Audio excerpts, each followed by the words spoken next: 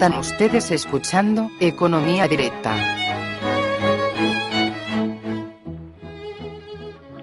Muy buenos días, amigos de Colectivo Burbuja. Hoy estamos una vez más con nuestro debate de economía. Tenemos hoy a Manuel Polavieja. Muy buenos días, Manuel. Hola, buenos días. Y a Eduardo García. Buenos días, Eduardo. Buenos días. Hoy vamos a hablar de los ajustes que pretende hacer el gobierno de Mariano Rajoy, los ajustes deflacionarios que parece que ser que le quiere imponer la Troika, que pretenden imponerse desde Bruselas, y las posibilidades de éxito que tienen estos ajustes. Vamos a hablar de un fenómeno como es el de la teoría de la deuda deflación, que elaboró por primera vez en 1933 Irving Fisher a raíz de los acontecimientos de la Gran Depresión, y vamos a ver si esto es aplicable a la situación actual de España o bien no lo es. Para ponernos un poco, para que vosotros, los oyentes, sepáis de qué se trata la espiral de deuda deflación, diremos que en esencia es un proceso mediante el cual la bajada de la renta disponible por parte de los agentes económicos y las bajadas de los precios de los activos, y también puede decir que sea una bajada en los precios de consumo, hace que la proporción de deuda en relación a esa renta disponible, en lugar de ir bajando según se paga, pues sea cada vez mayor. Eso hace entrar en una espiral perniciosa a la economía, que finalmente puede acabar pues con casi unas bajadas muy notables en la renta nacional y una quiebra pues de prácticamente todo el sistema financiero, pues si no se corta en un momento dado esta espiral.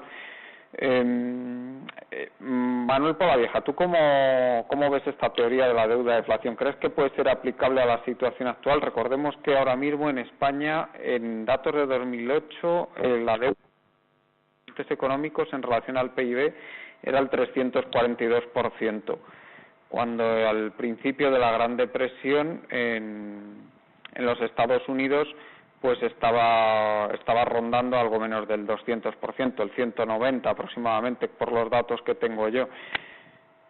¿Qué opinas tú de esta posibilidad? Yo creo que desde luego es un hecho que se puede dar en España, no solo en España, sino en prácticamente la mayoría de los países desarrollados del mundo, de Occidente principalmente. Tenemos el ejemplo de Japón, que está en esa misma situación, pero de una forma quizá suavizada desde hace casi 20 años. Está en su particular Gran Depresión desde prácticamente 1990. Y desde luego es un riesgo aquí en España porque el nivel de deuda que tenemos es extraordinario, sobre todo en el sector privado, y ahora pues últimamente también ha crecido en el sector público, o sea que desde luego yo creo que sí es una situación que se puede dar. De todas formas, yo también diría que es una consecuencia también difícil de evitar de un endeudamiento tan grande como el que hemos ido acumulando todos estos años atrás. Al final eso se tiene que deshacer de alguna forma. La forma quizá más violenta pues sea esta, un debt deflation, como decía Fisher, o una deflación por deuda, que la verdad es que sí que tiene unos efectos terribles en la economía, pues en quiebras bancarias, desempleo, etcétera, etcétera. Estoy mirando una lástima que los oyentes no lo puedan ver, pero estoy mirando los gráficos de la deuda en Estados Unidos en relación al PIB, porque allí se han elaborado con bastante meticulosidad desde el año 1870, y veo que se ha movido en parámetros históricos más o menos entre el 130 y el 170% del PIB en la mayor parte de este periodo histórico, quitando la Gran Depresión, que estuvo por encima, y los años previos a la Gran Depresión, y los años que vienen desde 1980, que también ha subido muchísimo la deuda. Se ha mantenido siempre dentro de esos parámetros. A mí lo que me gustaría, Eduardo, ¿Qué opinión tiene de este proceso? ¿Cree que estamos ya en él o cree que puede iniciarse? Estamos en él, pero hay dos aspectos de ese proceso. Uno es la deflación, que obviamente las deudas siguen siendo las mismas, con lo cual cada vez se debe más parte de lo que se gana. Pero hay otro proceso que es casi peor, que es que los precios no caen todos a la vez. Hay unos que caen más rápido que otros, igual que no subieron todos a la vez. Subió, por ejemplo, el precio de la vivienda mucho más rápido que cualquier otro activo, o que el precio del trabajo. Ahora está pasando lo mismo, es decir, que los activos caen más rápido que el precio de los bienes de consumo. Y eso, digamos, hace un agujero tremendo en el balance de individuos, de bancos, de empresas, que ya no se recupera. Es más, al revés, cuanto más pobre se sienten individuos, empresas, bancos, más tratan de vender para recuperarse. Con lo cual, igual que en el proceso simétrico de inflación, todo el mundo se lanzaba a comprar porque creían que se iban a quedar fuera del mercado, pues ahora pasa justo al revés. La gente se va a lanzar a vender para intentar no vender a un precio más bajo en el futuro. Es decir, se están anticipando ventas. O por lo menos vamos a llegar a un proceso, a un momento en que se empiecen a anticipar ventas, es decir, un pánico vendedor pues, paralelo a lo que ocurrió en el movimiento alcista. Pero contrario, entonces hubo un pánico comprador diciendo, si no compro ahora no voy a comprar nunca, porque los precios se van a ir lejos, ya no voy a poder permitírmelo. Vamos a llegar a un momento de pánico vendedor en el que si no vendo ahora en 100, mañana a lo mejor vendo en 50 y ya no puedo vender. Pero eso en el mercado inmobiliario, por ejemplo, todavía no se está viendo, el pánico vendedor ese, ¿no? Pero vamos a ir hacia eso, vamos a ir a un momento de anticipar ventas. Uh-huh. Y luego la bolsa, ¿cómo la ve? La bolsa está cerca de un proceso como ese, porque bueno, se está moviendo ahí bastante. O sea, este año creo que en total ha bajado en torno, eso lo sabrá usted mejor que yo, pero creo que ha bajado en torno al 6% más o menos, ¿no? En 2011, o sea que se está, y en 2010 cerró el IBEX 35 creo que con un 1% de subida o así. Vamos, yo estoy hablando de memoria, que eso seguro que vosotros lo sabéis mejor que yo. La bolsa, y eso es, digamos, es más reactiva al problema de la deuda soberana y a las inyecciones de liquidez, con lo cual a corto plazo no, digamos que no mide mucho, más que condiciones de liquidez, más que condiciones de solvencia. Ya entiendo. ¿Estás de acuerdo con eso, Manuel? Sí, la bolsa es más sensible a esas variables que comenta Eduardo. De todas formas, con respecto a las bolsas, hay veces que también hay que analizar un poquito más allá, porque los índices, como puede ser en España el IBEX, normalmente tienen muchísimo peso, muy pocos valores, pues Telefónica, Santander, BBV, Repsol. Entonces, en tanto en cuanto esos valores se comporten más o menos bien, parece que la bolsa más o menos aguanta. Pero si empezamos a mirar un poco por detrás, valores, ya no hace falta que sean valores pequeños, sino valores de segunda fila del propio IBEX, y así nos vamos fuera de los índices, no solo en España, sino en Francia, en Alemania, en Estados Unidos, se pueden ver valores que han perdido pues en el año pasado o desde los máximos de 2007, como lo queramos ver, si lo menos lo queremos ver a corto o a largo plazo, pues valores que han perdido el 90, el 95%, el 70%, hay muchísimos. Entonces, el proceso este proceso deflacionario que empezó a asomar la cabeza en 2008, en muchas carteras de valores que a lo mejor pues tenían los valores que en ese momento se consideraban buenos, pero que ahora ya nadie les hace caso y están un 90% muchos más abajo. Y en cuanto al precio de otros activos, ¿cómo ves la situación? De otros activos como... Sí, como la vivienda o como los edificios de oficinas, los precios de las empresas. O sea, de las empresas me refiero de no empresas que cotizan en bolsa, sino... Pues, a ver, yo con respecto a la vivienda también comparto la opinión de Eduardo que es un proceso al que tiene que llegar ahí, porque lo que pasa es que es un mercado tan ilíquido y tan poco flexible, y además está en gran parte soportado por las grandes carteras de inmuebles que tienen los bancos, pues todavía no se está produciendo esa bajada de precio, pero yo creo que el riesgo en la vivienda es muy alto de bajadas adicionales, incluso teniendo en cuenta lo que ha bajado ya en estos 2 o 3 últimos años. Y respecto a la finalización de un proceso como este, ¿cuál crees que es el final de un proceso así, como este en el que parece que estamos metidos? El final, yo sinceramente pienso que estos procesos son muy difíciles de controlar. En el mejor de los casos se podría hacer lo que lo que ha pasado en Japón, o lo que se está intentando desde 2008, que es inyectar más liquidez, inyectar más deuda para sujetar la situación y ver pues si arranca alguna otra burbuja con la que retornar a la situación anterior. Lo que pasa es que, por ejemplo, hay muchos economistas que son más de la ideología de Keynes, que lo que recetan es mayores inyecciones de liquidez y mayor endeudamiento por parte de los estados para sustituir esa falta de demanda del sector privado, cogiendo como referencia, algunos lo cogen como referencia el caso de Japón, pero claro, es que Japón durante todo este tiempo se ha beneficiado de una demanda que venía de Estados Unidos, de Europa y prácticamente de todo Occidente, que estaban en plena expansión de crédito. Pero claro, ahora ¿quién va a ser, si nosotros somos Japón, quién va a ser el Occidente que nos demande productos para poder aguantar en ese estado que está, pues así como ni voy para adelante ni para atrás, ¿no? Sobre todo si el resto de Europa tiene el mismo problema y Estados Unidos también tiene ese mismo problema. ¿Quién es el que va a hacer para compensar esa contracción? Pues China tampoco creo que esté en esa situación. No sé vosotros cómo lo veis. Pues bastante mal. Yo creo que tampoco, que ahora mismo la demanda mundial tampoco es demasiado solvente como para soportar, como para entrar en una dinámica como la japonesa.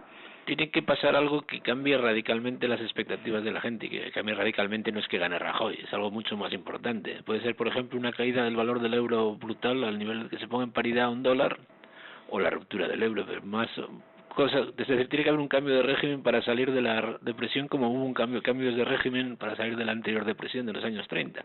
No basta las recuperaciones. ¿Qué pasa con las recuperaciones estas cíclicas que pueda haber? Pues que la gente no se las va a creer, y si no se las va a creer no va a invertir. Entonces cada vez van a ser más pequeñas estas recuperaciones temporales, porque como, yo me creí la recuperación del 2009 y puse un nuevo negocio, ¿y qué pasó? Pues que me arruiné. O yo me creí los brotes verdes y me compré un piso, ¿qué pasó? ¿Eso qué lleva? Que se van deteriorando cada vez más las expectativas y al final nadie se cree la recuperación, a no ser que haya un choque de cambio de régimen, de cambio monetario. Pero si no, entonces no hay salida y se van hundiendo. Entonces se dice, vamos a inundar el mercado financiero de liquidez. ¿Eso qué produce? Que primero que todas las entidades siguen existiendo, con lo cual sigue habiendo un exceso de capacidad. Y segundo, ¿qué pasa con los ingresos de los bancos? Que están referenciados al Euribor, que cada vez baja más. ¿Y qué pasará? ¿Cuánto ganan los bancos cuando el Euribor está en el 0,5 o en el 1? Es decir, si fuera tan fácil resolverlo todo con liquidez, los bancos japoneses todos tendríamos nuestros ahorros en un banco japonés, porque serían los más grandes del mundo y los que más beneficios tienen. Y nadie sabe dónde están. Ahora, en Madrid, por ejemplo, vete a buscar un banco japonés. ¿Dónde está? Se fueron todos en los años. Claro, ¿por qué no? Si tienen toda la liquidez del mundo, tienen barra libre con el tesoro. ¿Por qué no están? Y en cambio, miedo me da a mí que van a hacer los bancos con los cientos de miles de millones, porque no van a hacer lo que nosotros queremos que hagan, que es prestar a la pequeña empresa o a la gente, darle hipotecas, lo que pueden querer los políticos. Pueden meterse a especular con futuros del petróleo, con futuros del oro. No, es que evidentemente lo que se está viendo es eso, que es lo que van a hacer, y lo que están empezando a hacer ya, Claro. Porque eso dice, ¿por qué voy a comprar yo deuda portuguesa? Un banco portugués, ¿por qué va a comprar deuda portuguesa? ¿Puedo comprar futuros de petróleo? No. Es más, si yo estoy en Portugal, trataría de que mi riesgo estuviera lo menos vinculado a mi país, todo lo que pudiera. Igualmente si estuviera en España. Porque eso sería un plus frente a los inversores. Y Eduardo, en cuanto a las medidas que está tomando el gobierno, ¿Qué opinión tiene? Porque a mí me da la sensación, mi opinión es que no van a hacer más que agravar toda esta situación. Lo que pasa es que no se sabe muy bien lo que van a hacer, porque por un lado dicen que van a reducir el déficit y otro que ya no van a hacer más, porque si no van a subir impuestos y gastos ya no van a bajarlos más, porque los salarios y pensiones ya están fijados, ¿cómo van a hacer? En principio no van a hacer nada más de lo que ya han hecho. Sí, tenemos por ahí un zumbido, Eduardo, yo no sé si será de algo que tiene por ahí. Yo no soy. Vale, bueno, pues entonces será de algún tipo de problema de la línea, pero se puede hacer el programa sin problemas, ¿sí? Y luego, respecto al tema de la otra pata que tiene la deflación, que a mí me preocupa mucho, que es el tema porque no solo está el tema de la deuda, que se dice, bueno, es que la deuda está empezando a disminuir en España, por ejemplo. Sí, pero hay que recordar que la deuda es la deuda privada, porque la deuda pública está aumentando y está aumentando muy deprisa, y recordemos que de la deuda pública, o sea, que la deuda pública tiene que salir de los impuestos del sector privado, o sea, que al fin y al cabo también es deuda privada, al final de todo esto. Y luego está el problema de la renta disponible, que tenemos unas estadísticas que son muy, muy poco fiables, porque si nos vamos a las rentas salariales, nos damos cuenta que hay 2 millones de empleos menos que en el año 2007, y sin embargo pues las rentas salariales pues se han reducido bastante poquito en las estadísticas oficiales, y respecto a las rentas empresariales pues tenemos 3/4 de lo mismo. O sea, tenemos las ventas minoristas, por ejemplo, que han bajado sobre un 20%, la actividad del sector servicios que ha bajado sobre un 20%, la construcción que ha bajado más de un 50%, la industria que ha caído la facturación como un 20%, y sin embargo nos dicen que las rentas empresariales pues que son similares a las de 2007. Lo pido subidas estos años, de salarios de la gente, digamos que la gente que conserva el empleo también, y gente, digamos, en sectores maduros. Sí, lo sé que ha habido, pero aún así las rentas salariales yo dudo mucho que sean similares a las del 2007, con 2 millones de empleos perdidos, tienen que haber bajado necesariamente. Y luego lo de las rentas empresariales, pues ya a mí me parece de traca eso, que digan que se están manteniendo con esas bajadas en la facturación. Yo no entiendo de dónde sacan eso. No sé qué opináis de esto vosotros, porque claro, esa es otra pata de la deflación, porque es la deuda, pero luego está la capacidad de pagar esa deuda con los ingresos. Claro, los datos de renta disponible que son del Instituto de Estadística. Sí, claro, y además la renta empresarial no se calcula directamente, se calcula por diferencia entre el resto de rentas de los agentes económicos. Claro. El problema que yo creo que hay aquí es que el dilema es muy grande, porque para que las empresas vuelvan a producir se tienen que reajustar, o sea, la crisis normalmente se da porque se llega a un punto en que la estructura de capital y lo que producen los empresarios pues no tiene demanda, no satisface a los consumidores, y llega un momento en que que explota, ¿no? El ejemplo claro, yo sé que recurro muchas veces a él, pero es que es muy claro, ¿no? Pues el tema de la vivienda en España, evidentemente se estaban construyendo unas casas que nadie iba a comprar, nadie iba a ocupar. Entonces, tanto en el sector de la construcción como en el sector del automóvil, con otros muchos sectores que además veían aumentada su demanda porque estos otros sectores iban bien, en ese círculo, no sé si decir virtuoso o vicioso en aquel momento, claro, las empresas se sobredimensionan a una demanda que está inflada por la deuda.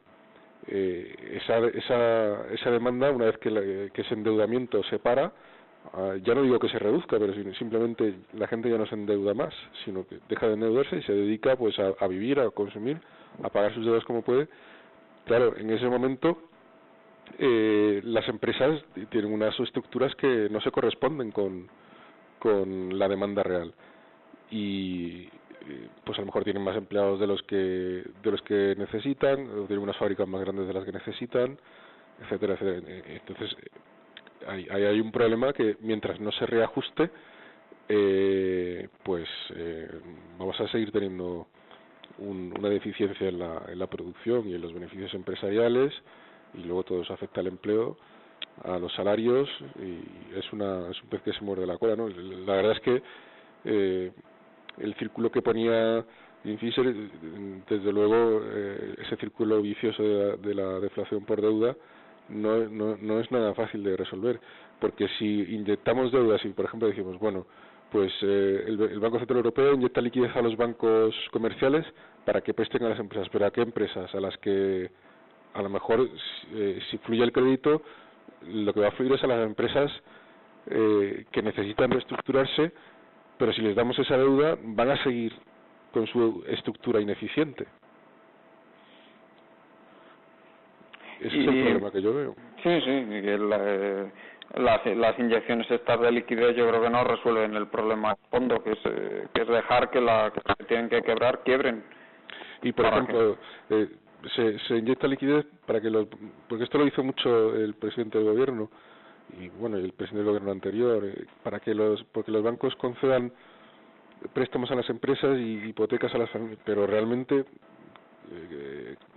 es buena idea que la gente se hipoteque. Yo creo que precisamente demasiadas hipotecas fue el problema que nos llevó a esto, ¿no? Bueno, bueno, depende para quién, ¿eh? Ya voy a ser un poco malo, pero si es para todos los que están cogidos con suelo y todos los que están con las promociones sin vender, puede ser buenísimo, ¿no? Claro, pero para el que se hipoteca, si además, como hemos comentado antes, sabemos que el precio de la vivienda pues todavía tiene un riesgo de caída muy alto, pues mal negocio, ¿no? Sí, y se está viendo que ellos tampoco están intentando impulsar ningún tipo de cambio en la estructura productiva del país, ni siquiera dejar que se ajuste, o sea, al revés, lo que hacen es intentar sostener lo que hay. Sí, pero fíjate que hayan firmado el acuerdo entre empresarios y patronal de, digamos, congelando salarios, y aunque el gobierno no suba impuestos, está claro que van a venir más subidas y más recortes, aunque sea impuestos desde fuera. Entonces eso es lo que tiene efecto en la mentalidad de la gente, que de repente, de que tener cada año una subidita pequeña o grande, se van a encontrar este año con una bajada. Y además con la promesa implícita de que en el momento en que se levante alguien como Alpine, nos van a subir los impuestos. Es decir, hoy va a vivir mejor usted va a vivir hoy peor que ayer, pero mucho mejor que mañana, al revés de lo que decía el dicho clásico. Y eso, ¿a quién incita a endeudarse o a comprar algo a futuro? Uh-huh. Es la mentalidad depresiva. Sí. O sea, que al final usted, Gordo, está de acuerdo con Zapatero, ¿no? Que todo es cuestión de confianza. Sí, pero de confianza, pero que se quedaría con cambiar un bigote por unas barbas. Es mucho más profundo que un cambio de... No, ya lo sé, sí. Yo estaba soltando una pequeña maldad. En fin. No sé si... También influyen los niveles de deuda que hay, claro. No sé si ha tenido ocasión de leer el artículo que publicó respecto al tema de la deuda de deflación Evans Pritchard en el Telegraph, que bueno, en él es un tema recurrente, lleva escribiendo sobre él desde hace años ya, yo creo que con bastante acierto. Y él sobre todo lo que hablaba era de la diferencia que puede haber entre los 4 países que más o menos parece que están consiguiendo llevar a término el ajuste deflacionario, que son los 3 bálticos e Irlanda, que aunque Irlanda digamos que está todavía más o menos a medias, y España o Italia, y las diferencias que hay entre los países y por qué en unos eso puede funcionar y en otros no. Nos puede... ¿Lo ha leído el artículo, Eduardo? Sí. ¿Nos puede resumir un poco cuál es la argumentación de Evans Pritchard y si está de acuerdo con él? Pues que en estos países digamos tienen posibilidades de acceder a las exportaciones mucho más fácilmente que países grandes como España o Italia. Irlanda pues tiene una base instalada de multinacionales que en cuanto se recupera un poco el comercio internacional se disparan las ventas. Los países bálticos han tenido mucha emigración y además partían de una base de que tenían muy poquísima deuda pública al comienzo del proceso, y además han hecho ajustes en el sentido de estimular una especie de deflación dirigida desde el gobierno cuando empezó la crisis. Pero aquí no se ha hecho nada y ahora se empiezan a hacer, pero ya llevamos 4 años de retraso. Por ejemplo, no ha habido y además tenemos nosotros ya un laboratorio. Nosotros no hace falta que miremos a a países extranjeros. Tenemos la visión de que nuestro futuro, ¿cuál puede ser? Pues Andalucía, por ejemplo. Un 30% de paro, han bajado algo los salarios, se están instalando empresas exportadoras en Andalucía a todo tren porque allí ha mejorado la posibilidad de exportar o algo. No. O, por ejemplo, el sector de la construcción. ¿Ha bajado a la mitad el número de empleados? ¿Han bajado los salarios nominales? No. Se siguen firmando en convenios subidas de salario nominal con la mitad de empleados que hace 4 años. Entonces no hace falta hacer más experimento ni mirar fuera. O sea, nuestro futuro es andar una Andalucía europea con subsidios abiertos o encubiertos del centro, o salir del euro. Esas son las dos alternativas que tenemos con este régimen. Es que los ajustes deflacionarios en España son dificilísimos, porque llevamos una tradición de más de 60 años de legislaciones preparadas precisamente para proteger de las subidas de precios, pero que en ningún momento han contemplado las posibles bajadas de precios, y tenemos también una mentalidad firmemente arraigada. O sea, pero no vamos a ir ni siquiera al tema de los salarios y de cómo en la mentalidad de todos y en la legislación están todo preparado para subidas pero nunca para bajadas. Vamos a ponernos simplemente en lo que son las rentas de alquiler. O sea, ¿por qué hay tantísimos locales ahora mismo cerrados y con el letrero de alquiler puesto? Por la sencilla razón de que las leyes están preparadas para que si alguien alquila a precios bajos y luego hay una recuperación, pues que se ve acogido en un contrato de alquiler que ya no le permite subir los precios al ritmo del mercado. Entonces la gente lo que hace es no alquilar, directamente se quedan con el local cerrado y diciendo esto se va a recuperar. El año que viene voy a poderlo alquilar como lo hubiera alquilado en 2007 y no necesito meterme en una trampa de un contrato.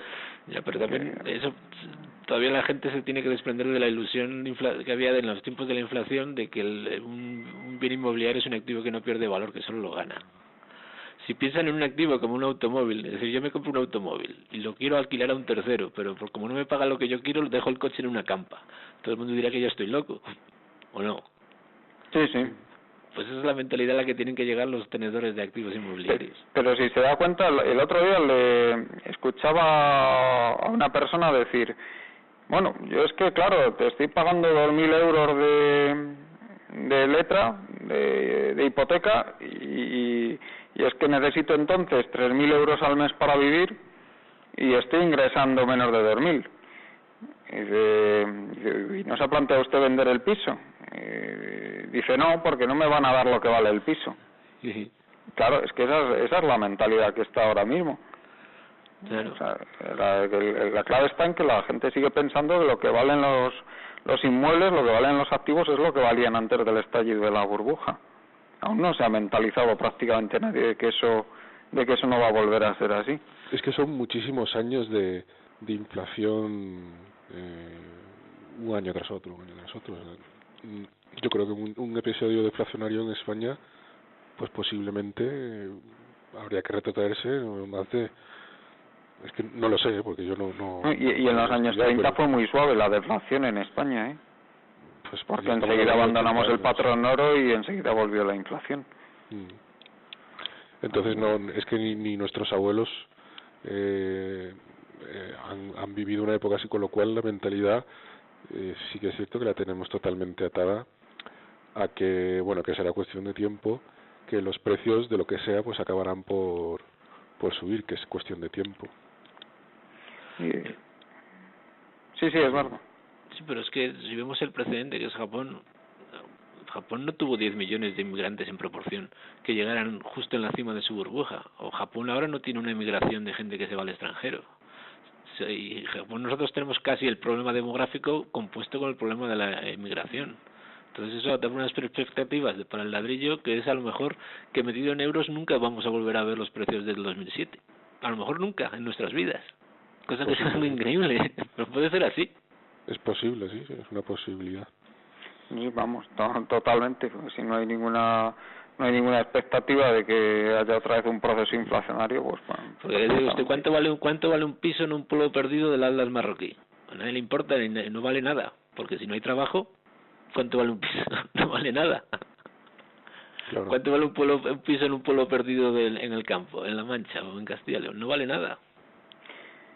Pues así era. Yo recuerdo casas que valían hace simplemente 20 años, antes de cuando estaba el mercado inmobiliario deprimido, pues que podían valer perfectamente una casa el equivalente a, bueno, sí, pues el equivalente a lo mejor a 5 o 6 mil euros ahora. Sí, pues no había trabajo, no había de qué vivir en ese sitio, pues nadie quería vivir allí.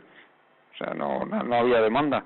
Entonces, si vale mucho más volver a hacer esta casa, sí, pero eso no es lo que hace que eso tú, que Manuel, que siempre que eres tan aficionado a la teoría del valor, pues lo sabrás, que no tiene nada que ver lo que cueste hacer o construir una casa con el precio que pueda tener en el mercado. Claro, efectivamente. El ejemplo que decías, que no, yo es que no la quiero vender porque no me pagan lo que vale, es porque, claro, él tiene su propia concepción del valor, pero claro, lo que importa es que esa concepción del valor coincida con con la concepción del valor de quien se lo quiera comprar. Solo en el momento de una coincidencia, pues, entre vendedor y comprador, se obtiene el precio real, ¿no?, del activo, del inmueble en cuestión. Pero está operando increíblemente despacio el cambio de mentalidad. ¿Tú te das cuenta, os dais cuenta de que estamos entrando ya en el 5º año desde el estallido de la burbuja y lo poco que ha cambiado todavía la mentalidad respecto a eso? O sea, a mí me parece increíble, o despacio que está sucediendo el cambio de mentalidad. Yo creo que en general los medios de comunicación, por otro lado también los políticos, nos están vendiendo esta situación o esta crisis como algo que es cuestión de tiempo esperar a que las cosas se solucionen, sin tampoco hacer demasiado. Se habla, por ejemplo, mucho de las medidas de austeridad. Yo, sinceramente, no sé, eso son solo palabras vacías, porque austeridad, eso no se lleva a cabo prácticamente en ningún sitio. Pues estamos gastando, el sector público está gastando un 15% más que antes de empezar la crisis. Claro, o sea, cuando se habla de que se quiere reducir el gasto para alcanzar el déficit, los objetivos de déficit y demás, ni siquiera se dignan los gobiernos a volver a lo que tú dices, a los gastos que teníamos en 2006 o 2007, que era, por así decirlo, cuando todo era riqueza y todo iba bien. En aquel momento los presupuestos pues eran muy altos, pues ahora los tenemos más altos todavía. Yo, sinceramente, la verdad es que suena muchísimo en los medios este tema de la austeridad, pero es que en España no se está haciendo nada de eso. Lo único que se ha hecho es subir, o sea, la austeridad sí, la de los ciudadanos ahora, pagar más impuestos, son los únicos que tenemos que... Es que es increíble que el sector privado, o sea, las ventas en general están en niveles de entre 2002, 2003, 2004 como mucho, y sin embargo los presupuestos del Estado pues están, como he dicho, ¿no? Si en el 2007 el conjunto de las administraciones gastaron 411.000 millones, pues este año no sé muy bien por dónde andará, pero seguramente ande por los 475.000 o así, más o menos. Aún no tenemos el dato definitivo, pero yo creo que rondará esa cifra. Entonces, cuando en el año 2002-2003, pues estaban en el entorno de los 300.000 millones el gasto público. Que vamos, que en lugar de ir adaptando viendo que los gastos, o sea, que los ingresos fiscales habían sido coyunturales y que eran por la burbuja crediticia, y en lugar de decir que esa burbuja no va a volver y ahora tenemos que volver a gastar lo que gastábamos antes de que empezaran esos ingresos extraordinarios, pues nada, ellos siguen como si tal cosa, al revés, gastando más todavía. Pues sí, la verdad es que cuando gastas el dinero de otro, pues es muy fácil siempre, ¿no? Como viene pues de la recaudación un poco del gratis total, de recaudar al ciudadano, o yo diría más bien esquilmarlo, pues así estamos, ¿no? Con esos gastos políticos que tienen hasta 4 y 5 sueldos y administraciones duplicadas y luego, por no hablar de todos las redes clientelares, dicen que puede llegar hasta ver 1 millón de empleos que son de empresas semipúblicas que están colocadas, pues personas que están colocadas por los partidos de turno. En este caso ahora habrá más del Partido Popular, en su momento había más del PP, Bueno, yo creo que más o menos es un poco lo mismo. Date cuenta, Manuel, que en el año 2000, creo que el 2000, había 1 millón de empleados públicos menos de lo que hay ahora, ¿eh? Uh-huh. Bueno, yo estoy hablando, no estoy hablando de los de funcionarios, yo estoy hablando de todas esas empresas que están alrededor de los ayuntamientos, de las autonomías, pero que son empresas públicas, ¿te refieres? ¿O empresas privadas que viven de la contratación pública? Son empresas que tienen capital del ayuntamiento o de la autonomía, pero que no están dentro de la autonomía, son esos híbridos que utilizan pues muchas veces los... pero que son lo que se llaman normalmente las empresas públicas, ¿no? Sí. Sí, bueno, hay... Algunas tienen un capital mixto, pero sí, básicamente... Sí, es que yo no lo sé, a lo mejor Eduardo lo sabe si dentro de lo que es la EPA, cuando hablan de empleados públicos, el de esas empresas que tienen capital mixto, sí, no sé si lo sabrá usted. No, creo que no. Son de capital a veces mixto, entonces no entran en empleados públicos. Y de todas formas los empleados no son funcionarios, eso seguro. Claro. No, eso seguro no. Si funcionarios realmente tampoco hay. No sé si deben ser de los 3.300.000 empleados públicos. Bueno, ahora son algo menos porque bajan la última EPA 80 y tantos mil empleados.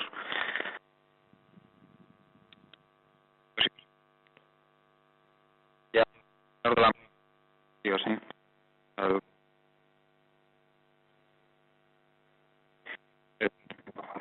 A mí lo que más me llama la atención es que ellos dicen, no, ahí sí hay que recortar, lo primero que hay que recortar es sanidad y educación.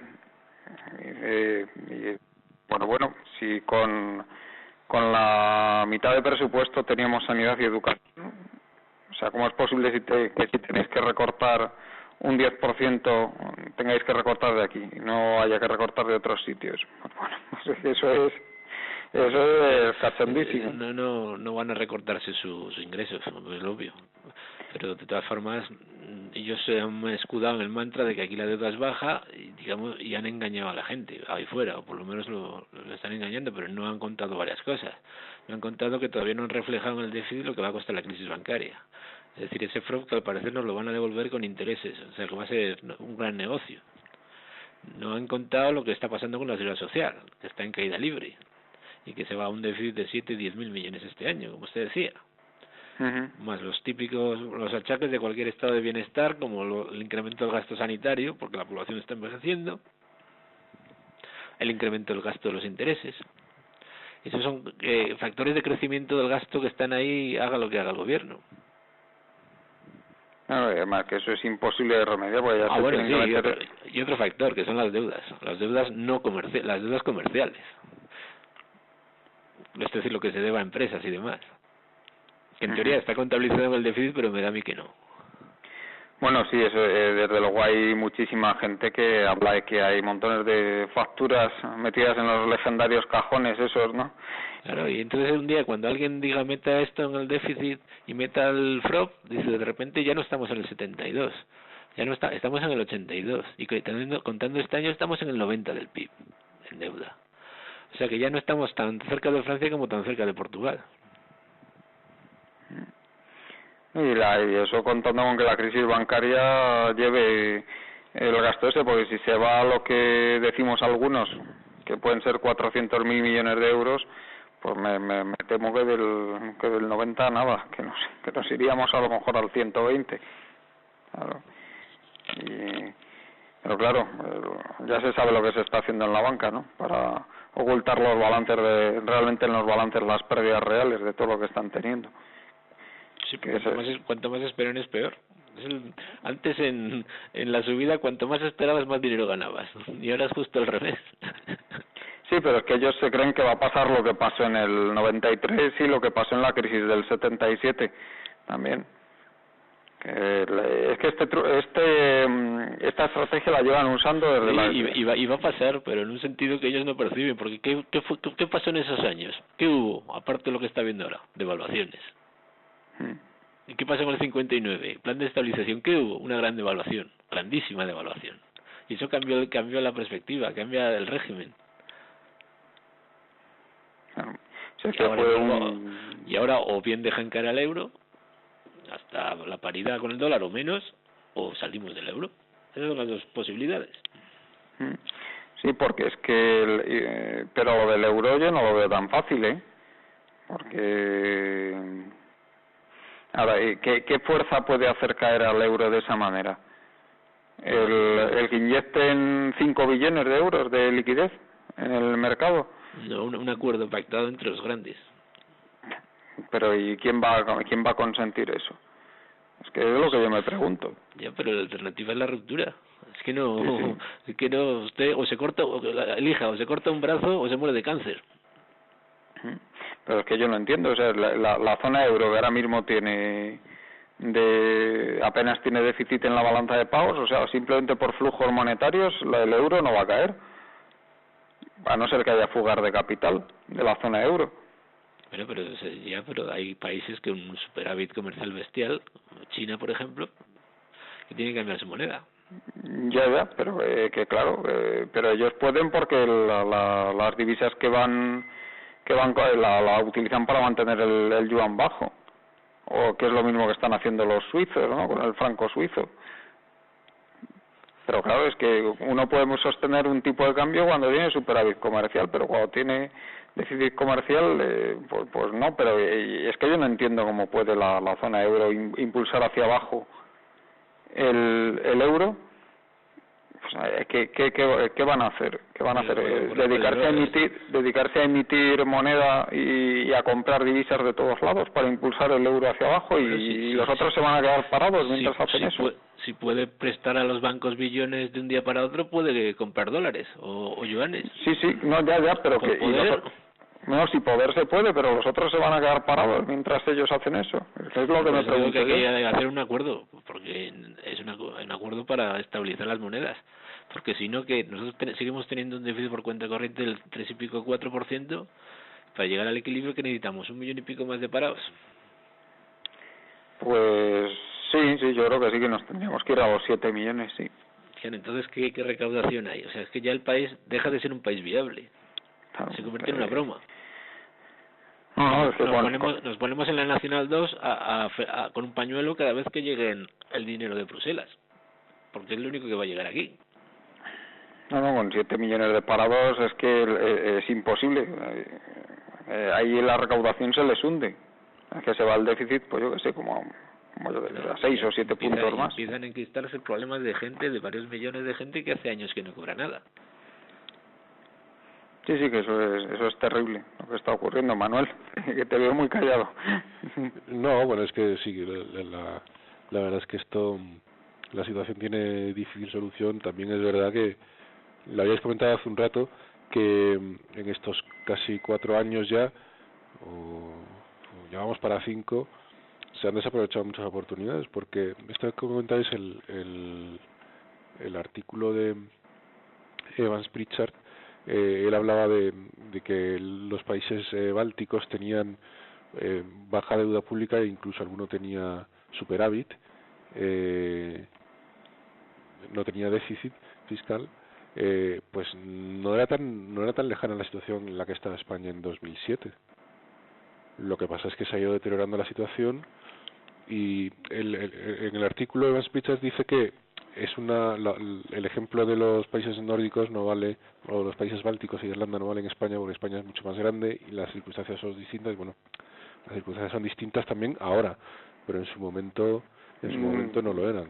No, yo desde luego estoy contigo. Yo en 2007, bueno, realmente cuando se vio que todo se caía era ya en 2008, aunque era evidente ya en 2007 que se iba a caer, pero en 2008 fue cuando ya todos los indicadores se fueron abajo. Yo hubiera sido partidario viendo que volver a la senda esa de jugadores de primera división como hace Estados Unidos, ¿no? Que viven de prácticamente de emitir pasivos financieros para financiar con ello el déficit por cuenta corriente, pues bueno, pues realmente eso nosotros no lo íbamos a poder seguir haciendo. Y cuando se vio que eso era así, que estaba clarísimo en 2008 que iba a ser así, pues pues evidentemente lo que hubiera cabido hacer era meterse en una dinámica pues de decir, pues ahora que se caiga todo de golpe y cuando se haya caído todo pues ya cogeremos la rueda de la recuperación que se suponía que iba a llegar y que bueno, y en cierta manera llegó, ¿no? En 2009, pero no lo hicieron. Pretendieron sostener la demanda de una forma artificial, no entendieron que la crisis no era normal, lo hicieron pero imposible. O sea, era un desastre, trasladaron la insolvencia del sector privado al sector público, en fin, un desastre. Eso es un aspecto curioso que luego verán los historiadores, que es que cuando la economía parecía que se estaba recuperando, llegó la crisis financiera. O sea, se han ido turnando como poli bueno y poli malo, y cuando uno se arregla, el otro se empeora. Igual que ahora parece que la crisis financiera, digamos, se olvida y la economía se vuelve a deteriorar. Sí, ahora mismo que no hay que olvidarse que parece que como si el sector financiero, o sea, le van alimentando el sector financiero, como decía usted, no se preocupa de retroalimentar al sector productivo, sino que se dedica a, pues eso, a ganar dinero que no va a ser ahí. Sí, pero el problema que tenemos en el futuro inmediato es que si la economía mundial va para abajo, no vamos a tener las condiciones del 2009 y 2010 nosotros, sino mucho peores. Sí, claro. Cada vez más debilitado todo. Sí. Manuel, sí. Entonces, ayer yo también comentaba, era que es curioso que decía Evans Pritchard en el artículo que en los países bálticos, con un 25% de caída de la demanda interna, habían conseguido superávit comercial. Y digo, pues aquí los indicadores de consumo y de inversión están más o menos por ahí, y aquí todavía andamos con un déficit comercial del 3 y pico % del PIB, y el déficit en la balanza de pagos pues más o menos igual. Creo que va a andar este año sobre el 3,5 4, ¿no? Si no me equivoco. Sí, bueno, yo esos datos la verdad es que tampoco los domino mucho, pero sí entiendo que los países bálticos y sobre todo el caso de Irlanda tenían más posibilidad también de exportar, pues bien, de que o no se redujesen tanto las exportaciones o de incrementarlas algo, o sea, que estaban más por el lado de la exportación, con lo cual entre que las exportaciones se mantienen o suben un poco y la demanda se contrae, tiene más fácil alcanzar ese superávit comercial. Claro, es que ellos, que esto es lo que dicen se dice técnicamente la propensión marginal a importar, es decir, por cada euro que sube la demanda, cuánto se va a importar, porque eso es así, porque lo que a mí si me sube €1 la renta disponible, pues nadie es capaz de adivinar si me lo voy a gastar en un bien importado o en un bien nacional. Claro. Pero si cogemos a 46 millones de españoles, sí se sabe lo que van a hacer, porque son las cosas que tiene la estadística y los grandes números. Entonces, es que la propensión marginal a importar en países como estos, como países pequeñitos, de economías muy abiertas, pues es muchísimo mayor que en un país relativamente grande como España, que la mayor parte de lo que se gasta es en productos nacionales. Entonces, claro, la renta puede bajar un 25%, pero luego las importaciones a lo mejor solo bajan un 8 o un 9%. Entonces, claro, para que equilibremos la balanza comercial, pues a lo mejor tiene que bajar la renta todavía otro 15 o otro 20%, que es algo bastante dramático. Claro, sí, pero las importaciones te refieres excluyendo la energía, ¿no? Porque aquí excluyendo la energía está equilibrado la balanza comercial, ¿eh? Vale, pero claro, vale. Es que la energía hay que importarla porque si no se nos para el país, ¿no? Exacto, por eso lo decía, sí. No sé si quería decir algo, Eduardo. Sí. Claro, que eso es otro de los efectos de las inyecciones, es que deteriorar nuestros términos de intercambio, es decir, tener que importar cada vez cosas más caras y exportar cosas más baratas. Pero fíjese usted que de todas las subidas de las materias primas que ha habido, el único que se ha quedado a la orilla, ¿cuál ha sido? El aceite de oliva. Fíjese usted qué casualidad. Sí. Qué curioso, sí. Además, yo no sé cómo andarán las hortalizas, que también es una materia prima nuestra. Si habrán subido o no. En fin. Pues fíjese, de todo lo que probablemente lo que menos haya subido, de todas las materias primas, de lo que producimos aquí. Pues posiblemente, sí.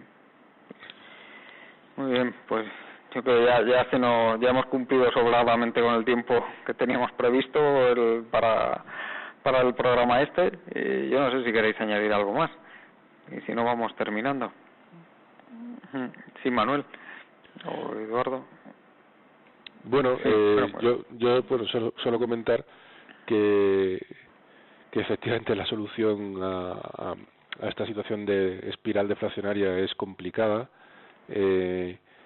y yo insisto en que quizá las medidas a tomar son aquellas que ayuden al tejido productivo, al tejido empresarial a reajustar su capacidad de producción tanto en cantidad y en cualidad a lo que se demanda. Esto es muy fácil de decir, pero muy difícil de hacer. La calidad, o sea, qué cosas son las que demanda tanto en España como fuera, intentar orientarlas hacia esa producción y lo mismo con las cantidades, porque si ya no tenemos estos endeudamientos tan grandes, pues la demanda en ese sentido es inferior, ¿no? Pero el problema es que tenemos que reorientarnos hacia el exterior, pero echar al paro a 3 millones de obreros no hace que sea más competitiva. Es el drama que tenemos, sin un cambio del valor de la moneda o el valor de los sueldos. Y luego lo que no hemos mencionado es la catástrofe demográfica que se avecina a toda velocidad. Y si se ven el número de nacimientos, que caen 15, 20.000 al año en los últimos 2 o 3 años, ¿dónde nos pone eso en 10 años? ¿Qué demanda interna va a haber aquí en un futuro? ¿Y quién va a extrapolar eso para poner aquí un negocio? Salvo alguien que sea un suicida. Sí, que las perspectivas de la demanda interna son tremendas. Además, no hay que olvidar. En Japón no había, porque los japoneses, que yo sepa, no se han ido del país. Claro, y aquí pues la gente se está yendo. Y sobre todo los extranjeros, muchos que han venido a trabajar, se van a ir.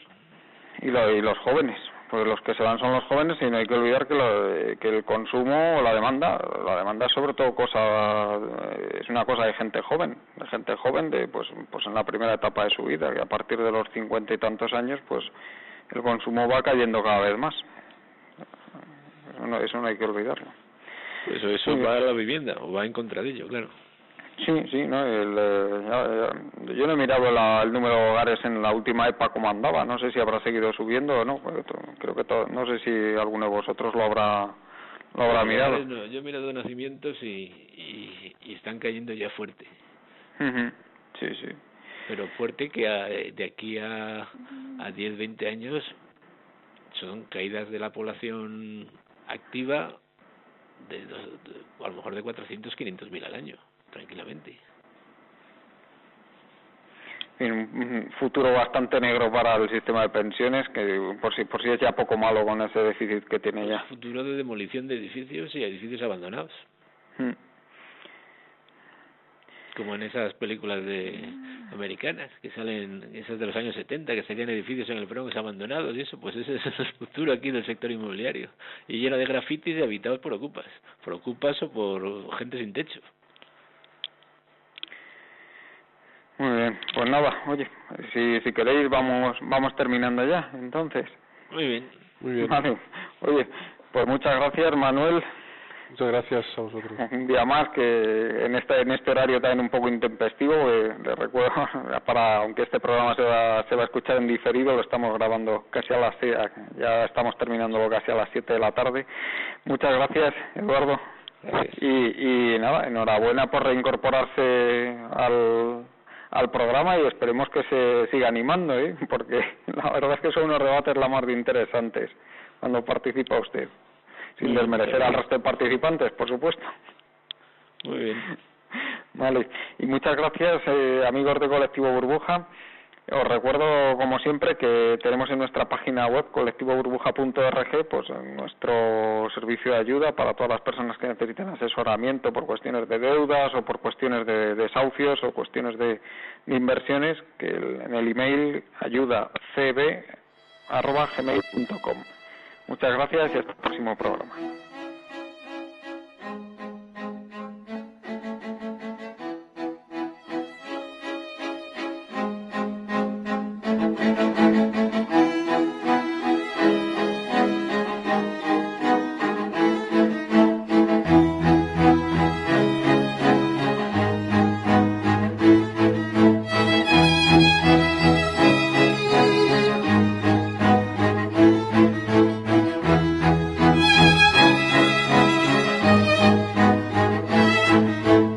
Están ustedes escuchando Economía Directa.